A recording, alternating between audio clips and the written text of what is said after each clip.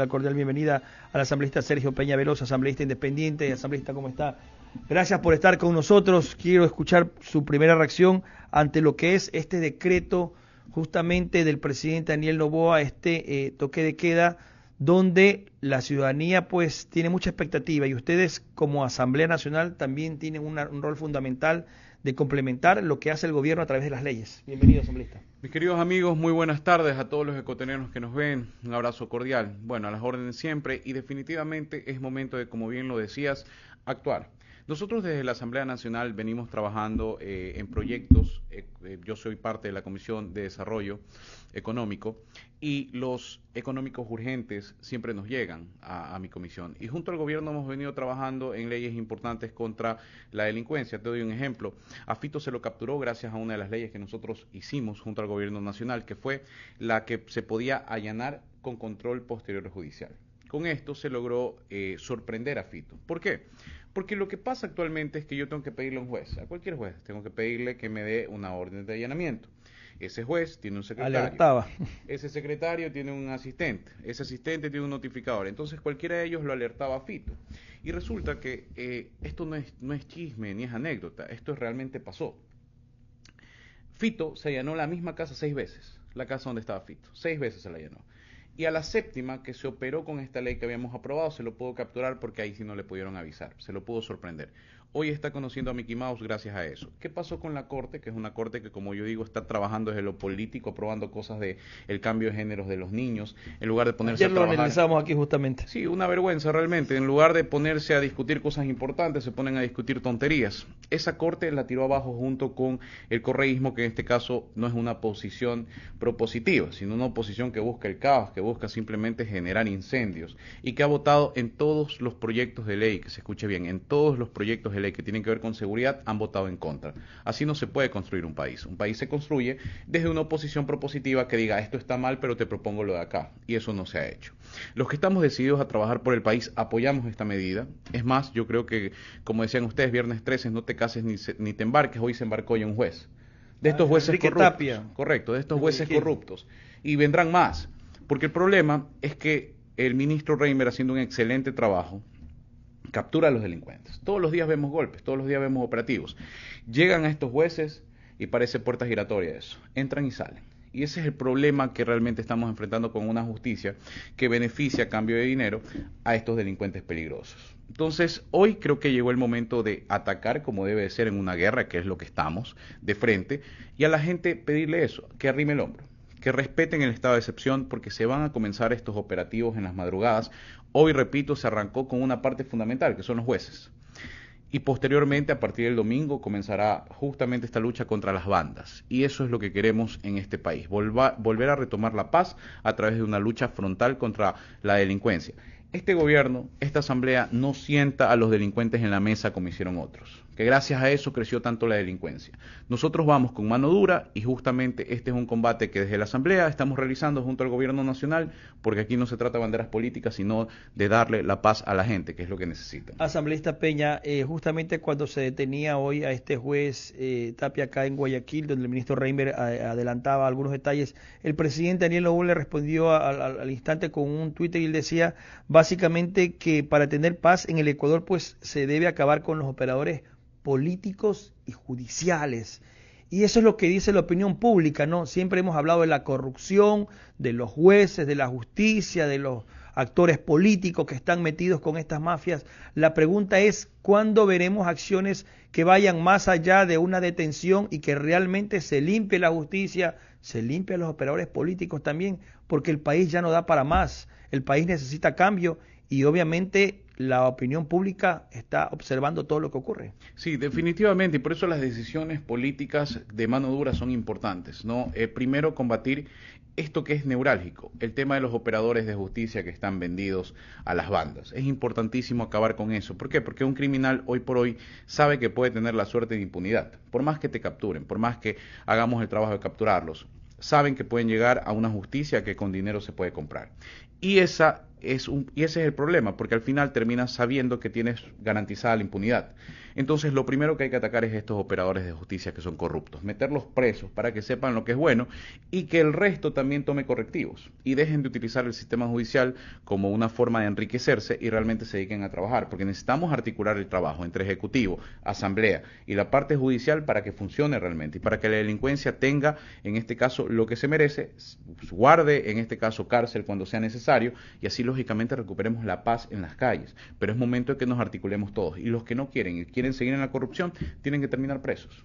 Esa articulación, una última inquietud para darle paso a Carlos, esa articulación también tiene que ir de la mano con el trabajo legislativo y por supuesto esa demostración férrea de que realmente a nivel de Asamblea Nacional se quiere cambiar este país. Ahí hemos visto que hay muchas discusiones con el correísmo, al movimiento ADN y con quienes respaldan las tesis del gobierno, en donde se enfrascan justamente y la gente dice, bueno, ¿a quién defienden? ¿O qué intereses defienden? Porque siempre se propone algo y se va llevando la contraria a esto. La pregunta es si es que ustedes como asambleístas, como legisladores, van a poder actuar en cierto momento en combatir justamente a la corrupción, dice la gente, en todo sentido, que no se quede nadie. Si hay alguno adentro que está en las filas de sus movimientos, sus partidos, que también caigan. Así tiene que ser. Y mira, te doy un ejemplo. Hay cosas que la gente a veces no se entera, porque realmente la Corte ha tirado abajo muchas leyes. Pero nosotros aprobamos, por ejemplo, una ley que tenía que ver directamente con la evaluación periódica de los funcionarios públicos, cada 6 meses. Mientras estuvo activa esa ley, los funcionarios te atendían como si fueras como rey, relojito. Como relojito. Porque sabías que, y esto pasó, había estabas mucha observando, gente, ¿no? Correcto. Y pueden ser sancionados. Y la gente en las redes lo decía, Sí, hoy sí, vine sí. al IES y me atendieron como rey. Yo recuerdo que tenía un proceso de uno de mis estudios jurídicos y me llama uno de los abogados y me dicen, hermano, me acaban de entregar el expediente que lo pedí ayer, cuando normalmente se demoran meses en entregarte un expediente.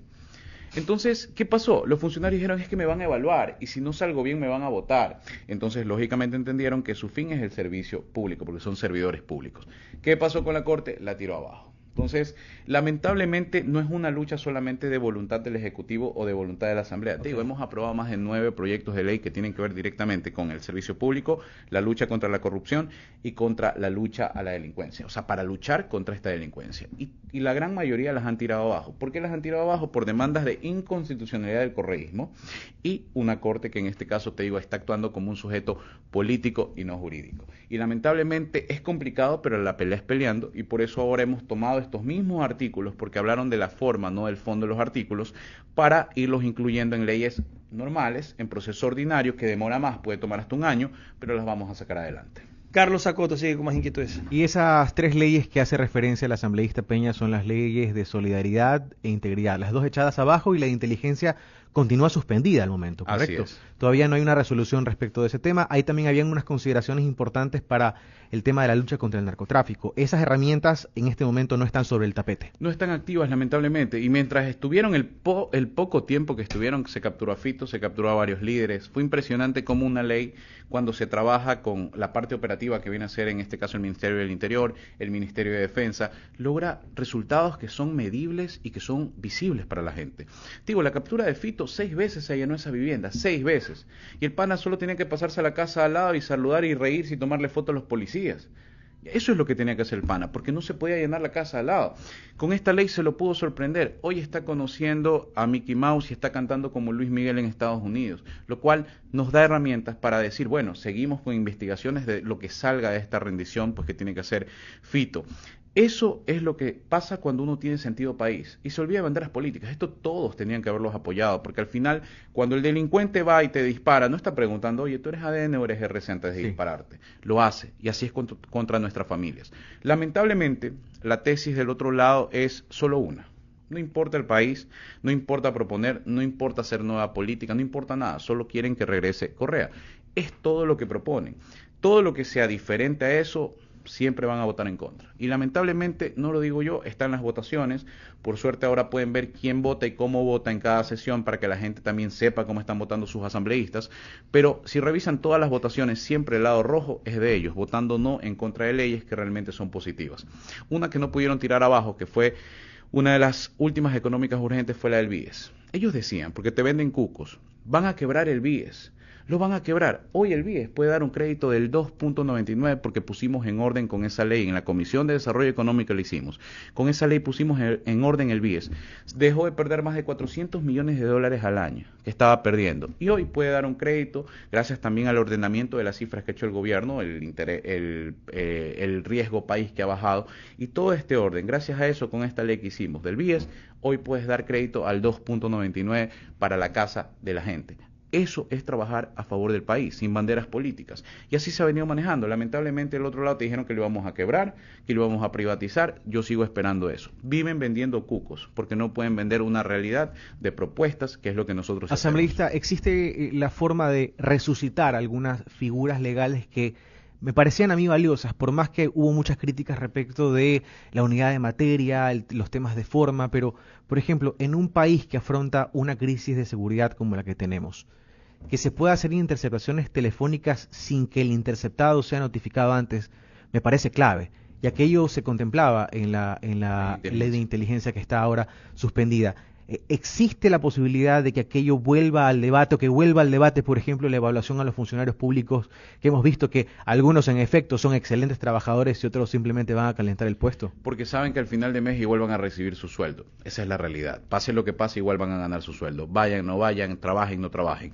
Y ese es un problema. Por eso el servicio público está tan mal. Entonces, sí, definitivamente sí, y en eso estamos trabajando. Bien. El problema, para que la gente nos entienda un poco, es que, bueno, primero yo discuto mucho con la Corte, porque siempre les he dicho que no entienden de conexidad teleológica, es muy claro el concepto, pero ellos ahí sí son más puristas que el Papa.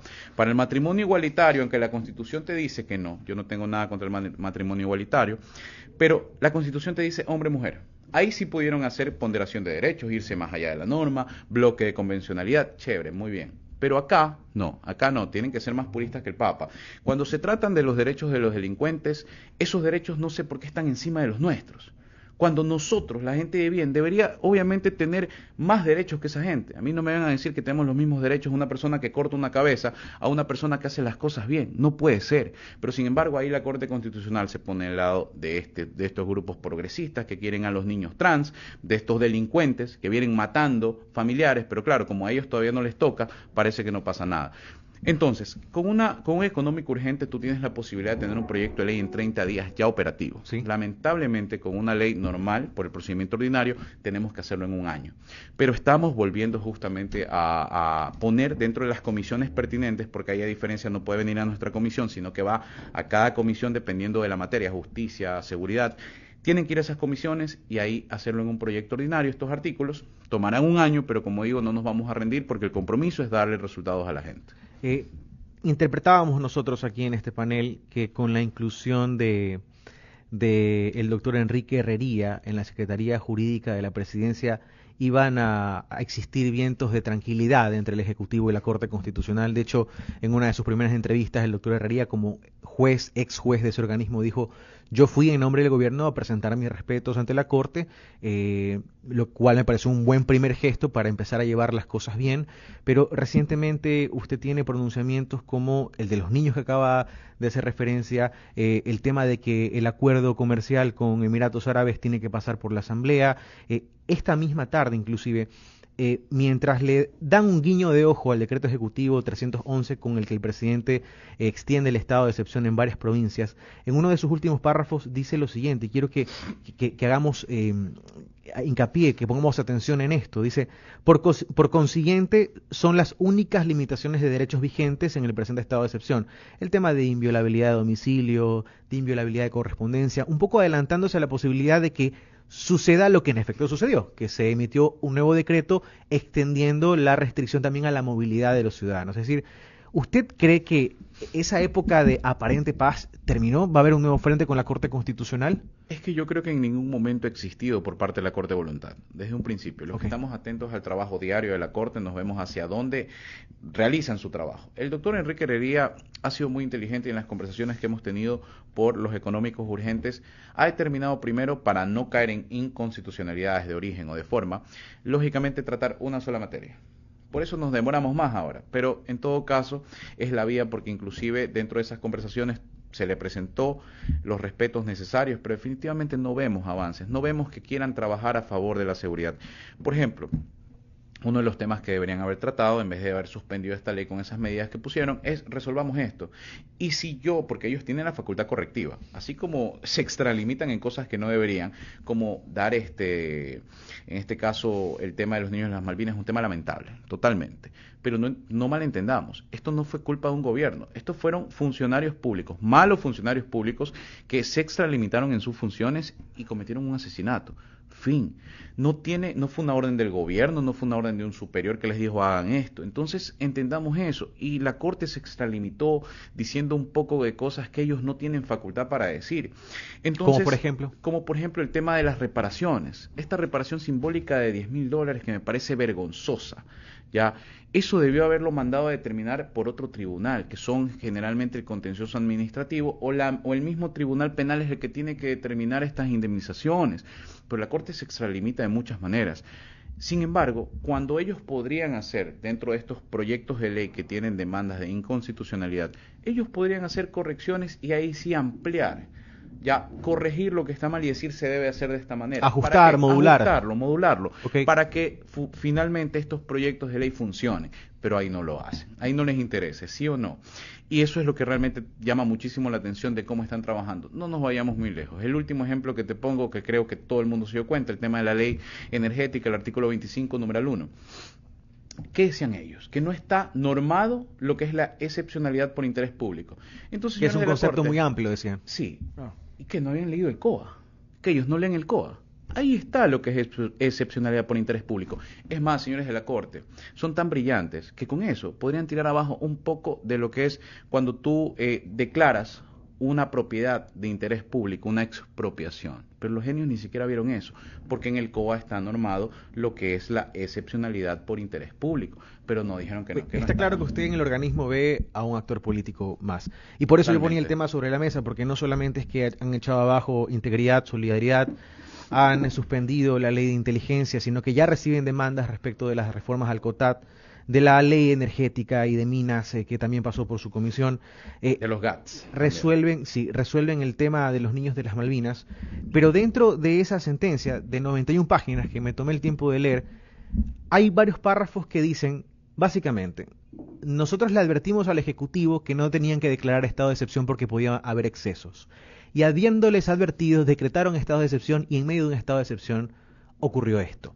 Como tratando de ligar la responsabilidad del Ejecutivo con el evento, le pregunto a usted, tomando en cuenta que la sentencia de la Corte Constitucional determina que hubo desaparición forzada y que la desaparición forzada es una causal de juicio político del presidente, ¿usted cree que la oposición va a usar esto para llevar al presidente Noboa a un juicio político? Seguramente, porque no tienen nada más que proponer. Ahora, la Corte lo que deberá hacer es un análisis antes del dictamen previo de juicio político, ¿no? Que ese es el procedimiento. Pero acuérdense que revisan las formas.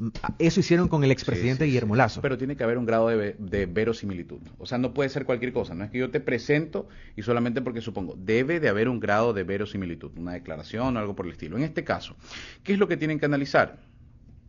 ¿Existe omisión por parte del Ejecutivo, del presidente? El presidente dispuso ese operativo puntual. El presidente dijo, sí, ustedes tienen que ir a este operativo, la Secretaría de Inteligencia, a ese operativo no. El presidente lo que dispuso un estado de excepción como ahora lo está haciendo. Entonces imagínate, ¿no?, este concepto de que con un estado de excepción pueden haber, entonces como pueden haber serían culpables. Entonces, no sé, digan entonces qué hacemos. Okay. Porque al final, repito, un estado de excepción tiene y un policía o un militar tiene claras sus funciones. Ellos no pueden tampoco extralimitarse, porque yo soy militar con estado de excepción o sin estado de excepción, mañana viene un militar, mata a alguien porque le dio la gana en una pelea y ya es culpa del Estado, es completamente irracional. Pero en todo caso, ahí deberán analizar, ¿existe responsabilidad del Estado? Sí, porque fueron funcionarios públicos en mala ejecución de sus atribuciones que cometieron un asesinato. ¿Existe responsabilidad del gobierno? Es ahí donde se van a frenar, porque no fue una orden de un operativo puntual donde se desarrolló esto de aquí. No fue como un caso famoso de un ministro que en algún momento mandó a darle una golpiza a una persona a través de un operativo, ellos se extralimitaron, lo mataron y ese ministro terminó preso también en su momento. Eso es diferente. Ahí sí existe responsabilidad de un gobierno. Las dos últimas de mi parte. para terminar la entrevista ya, asambleísta Peña, prioridades de la comisión en este segundo trimestre que está a punto de empezar. A ver, las prioridades hoy por hoy tenemos este proyecto de ley que es Casa 100 para todos. Es una casa que básicamente puede ser donada por el sector privado y el sector privado puede recibir una compensación a través de sus impuestos. ¿Qué genera esto como beneficio para los privados? Flujo, porque si tú sabes que me invento, tienes que pagar $1 millón y tú donas $300,000 en casas de interés social que van directamente a cero valor para la gente más necesitada, tú ya sabes que solamente el próximo año tienes que pagar 700,000, lo cual hace que 300,000 que hubieras tenido que pagar ya te los ahorras como flujo, lo cual te va a considerar ese flujo para el próximo año. Y eso, lógicamente, en una empresa privada tú sabes que el flujo genera pólizas o genera que puedas invertir en otras cosas que sí te generen lucro porque son empresas privadas. Esa Casa 100, hoy por hoy, estamos debatiéndolo. ¿Para qué? Para reducir esta brecha que existe de déficit habitacional de más de 700,000 viviendas. Hay 3 proyectos en marcha en este momento. Tenemos lo que es el interés del BIES del 2.99 para el grupo BIS y BIP. Tenemos Miti Miti, que es la mitad de la casa subvencionada por el Estado, la otra parte puedes acceder a un crédito, y esta Casa 100 que es para los que menos tienen. Eso es una de las prioridades que tenemos hoy por hoy, y la siguiente prioridad es la ley de transporte también que queremos trabajar. Esa ley de transporte que venimos trabajando poco a poco con todos los gremios es una ley compleja. Hoy tenemos lo que es las tricimotos, las motos eléctricas y entre otras cosas que generan también corrupción como las escuelas de conducción. La discusión permanente que tenemos si los municipios realmente están facultados para manejar el tránsito de las ciudades porque se han convertido en agencias de empleo de las bandas delincuenciales. Y se han convertido en eso, en multadores, pero no trabajan en el tránsito. El tránsito en Quito, en Guayaquil al menos, es terrible. Y tú lo que los ves es multando, llevándose motos. Y repito, se han convertido, y se ha demostrado ya judicialmente, algunas agencias como la de Manta, por ejemplo, se han convertido en guaridas de las bandas. ¿Están facultados para manejar el tránsito del país? ¿El gobierno central lo está? Eso es lo que tenemos que revisar. Hoy ya se intervino la ANT. Eso es una muestra de que aquí no hay patente de corso para nadie, porque la ANT es... Pero eso también es muestra que en el gobierno central hay corrupción. Claro que sí, y muestra que se lo está combatiendo, porque si no, dejemos que sigan nomás, pues no es que es parte del Ejecutivo, dejémoslo nomás que siga. Hoy están presas esas personas, hoy se está mudando de hecho la nube que antes se manejaba dentro de la ANT a otra institución para que no puedan manejarla ellos y así obviamente controlar la corrupción que va a hacer CNT en una nube externa. Son cambios que se están haciendo, esta lucha contra la corrupción, como digo, no existe patente de corso en este país y son las cosas que tenemos que apoyar. Se nos quedan ahí algunos temas en el tintero, pero ya estamos sobre la hora, 6 de la tarde con 3 minutos. Ha sido el asambleísta Sergio Peña Veloz quien nos ha acompañado en estos minutos aquí en Diálogo de la Tarde, muy amable. Muchísimas gracias y a las órdenes siempre. Gracias al asambleísta.